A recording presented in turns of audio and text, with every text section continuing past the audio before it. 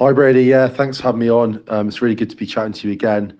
Yeah, in terms of our season so far, I think it's an interesting one. I think it's clearly a lot better than what we expected. I think if you asked a lot of Coventry fans at the start of the season where we'd end up in the table, or where we wanted to end up, we'd have probably said an improvement on last year. Obviously, last year we finished on 55 points in 16th place, which was a great achievement, really, from obviously our first season in the Championship. And we just wanted to make an improvement on that. Clearly, we're quite way ahead of schedule to do that, and I'd be really disappointed if we didn't, surpass that point now, given the really good start we've had. It's just one of those funny things where you start the season really, really well. Everyone gets very, very excited. The expectation level goes up, and then obviously we've not had the best of results in the last 5 games, and it's meant that we've dropped down seventh, and then everyone sort of not panics, but starts to get a little bit concerned. But overall we're doing very, very well, and we're far out, exceeding expectations. So yeah, I can't really have too many complaints at this stage. What has Mark Robins done to help make Coventry so competitive in the top half of the league this season? Yeah, I mean, it's an interesting one with Mark Robbins. Hard to sort of pinpoint exactly what he's done to make us improve so much from last season. I think one thing is, he always gets the best out of every player. So in every department, we've come on, we've improved, and that's not necessarily through signings necessarily. Just each player has come on.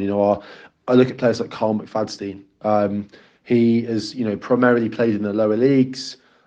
He had a good season last year, but he made a lot of mistakes.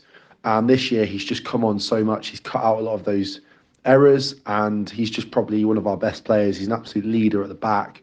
He really commands the defence. Players like Dom Hyam, again, has gone up another level from last season. He looks a lot quicker, a lot fitter. And then, we've made smart signings. So players like Victor Gyökeres, we had him on loan last season, from Brighton, and he had a decent second half of the season. Didn't set the world on fire, but there was a lot of potential there, and Robbins could clearly see the potential, and he made that a permanent signing. And he scored, I think, 10 or 11 goals so far this season. A little bit of a drought recently, but again, a really sort of smart signing by Robbins. He's not going out spending millions and millions of pounds, but he's making sensible signings with players that really fit into our system and into our model. So it's gradual growth, it's gradual progression, and just really every player just going up a notch season on season. That's really been the way that Coventry have been for the last 4 years, really, since we're in League Two. That's how we've kind of gone up the gears and moved up the leagues. It's been that gradual progression that is working really, really well. What can we expect from this Coventry team on the pitch? I think in terms of what you can expect on Saturday, in terms of our style of play and our team, we play football. We get it on the ground. We play out from the back. Play some really nice stuff at times, actually. So I think you can expect to see like a good game of football. We don't lump it long. We played Birmingham the other week, and it was horrible watching them. They really hoof it. They really slow the game down. So we don't do any of those sort of dark arts or anything like that. It's definitely a good style of football. In terms of how we'll set up for the game, a little bit hard to predict, actually, because we've sort of flitted between playing one or two up top across the season. We always tend to play the three at the back with the wing backs. That's pretty set in stone. Even when we have injuries and things like that, we don't tend to switch back to a four. We'll always sort of stick with that three at the back. We've even had Fankity Dabo, who's typically a right wing back. He's been filling in at centre half to kind of keep that system in place. But yeah, hard to tell whether we'll go with the one or the two.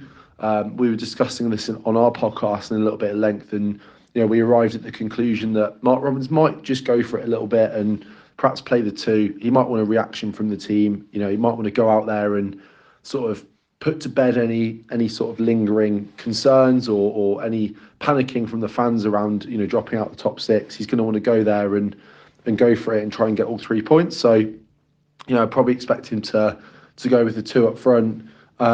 You'll notice Callum O'Hare is one of our players who'll sort of sit behind the front two. But yeah, you'll definitely see a good style of football, and I'm hoping for a really good game. Are there any players we need to keep an eye out for on Saturday? Yeah, in terms of players to look out for, as I've just alluded to, Callum O'Hare is probably one of those. As I said, he sits, that sort of number 10 role in behind the front two. He doesn't, he's not full of goals necessarily. He's only scored one goal this season, but he does create a lot of opportunities, and he definitely carries the ball really well. He's also good at getting back and tackling and pressing and things like that. So he's a really lively player. You'll probably notice him kind of all over the pitch. Probably our best player is Gustavo Hamer. Likely not to be fit for Saturday. He picked up an injury a couple of weeks ago. I think it was against Birmingham, and he's kind of struggled ever since. We put him in on Saturday against West Brom, and he probably wasn't quite ready to be thrown back into the fold. So, I'd say Callum O'Hare is probably the main one. There's obviously Victor Gyökeres, who scored a number of goals for us this season. As I said, he is going for a bit of a goal drought, but expect him to be firing on all cylinders and be very lively. Again, he carries the ball really well. He creates openings, but he's a sort of player that I think if he gets a goal, it could sort of open the floodgates again, and he'll be right back on form. So he's definitely an interesting one to watch as well. In terms of at the back, fairly solid. As I mentioned, Carl McFadzean, Dom Hyam, Michael Rose, all just solid defenders. One player I would actually mention is our goalkeeper, Simon Moore. We signed him. He was out of contract from, I think it was from Sheffield United in the summer. He's been brilliant this season. Really good goalkeeper. Commands his area very, very well. Good shot stopper as well. So he's been solid. And yeah, definitely keep an eye out for him as well on Saturday. How are Coventry fans feeling about this one? How am I feeling about this match? It's a tough one, really. It's hard. Again, I'll probably say this every week on our podcast and other people's. It's hard to predict, isn't it? It's really hard to predict. I think it could go either way. I'm feeling positive. I'm really looking forward to the game. I haven't actually been to Huddersfield before, so excited to visit a new ground. I'm excited for the game. But I think we're probably feeling a little bit apprehensive in that, like I said, we've dropped out that top six, and there's a little bit of pressure on getting a win. Obviously, our away form hasn't been fantastic this season. We've only won 2 games away from home all year. So a little bit of pressure on us. I'd love to see us go out and sort of turn things around a bit. But at the same time, if we were to get a point, we can't really panic, like I've been saying. So yeah, I'd say overall, I'm excited for the game. I think it'll be a good game. I think the Huddersfield fans should be looking forward to it as well. And it's an important game as well. When you look at the league table, obviously you guys aren't too far behind us, and if you were to beat us, it would start to get a little bit hairy. So yeah, no, it's an exciting game. It's a big game. And what are you expecting from the game against Huddersfield? I think in terms of what we're expecting from Huddersfield, a team that I'll be honest, I don't know a huge amount about. I haven't studied in a great amount of detail, but from what I do know, I see you as a team that have quite a number of players that on paper you sort of recognise their name. People like Fraser Campbell, for example, but perhaps aren't hitting the levels that you'd expect from those sort of players. Perhaps not scoring the number of goals. I think on the flip side, you've probably got a few players who aren't as well known. I know you've got I think you've got a young 18-year-old defender who's been really, really performing very well and probably one of the best players in the league. So it's a mix of players we've heard of but probably aren't hitting the levels, and then some really, really exciting young players who perhaps aren't as well known but we definitely need to be wary of and are probably going to give us a bit of a hard time on Saturday. So yeah, I think again expecting a good game, expecting a closely competed game, but should be a good one. And finally, how do you see the game going, Tom? And what's your score prediction? The hardest bit is always the prediction, isn't it? And I don't know if I've got one right this season, so but it's always really tough. But yeah, I think if I was to predict it, I'd say it's probably going to be a bit of a cagey sort of 1-1 draw.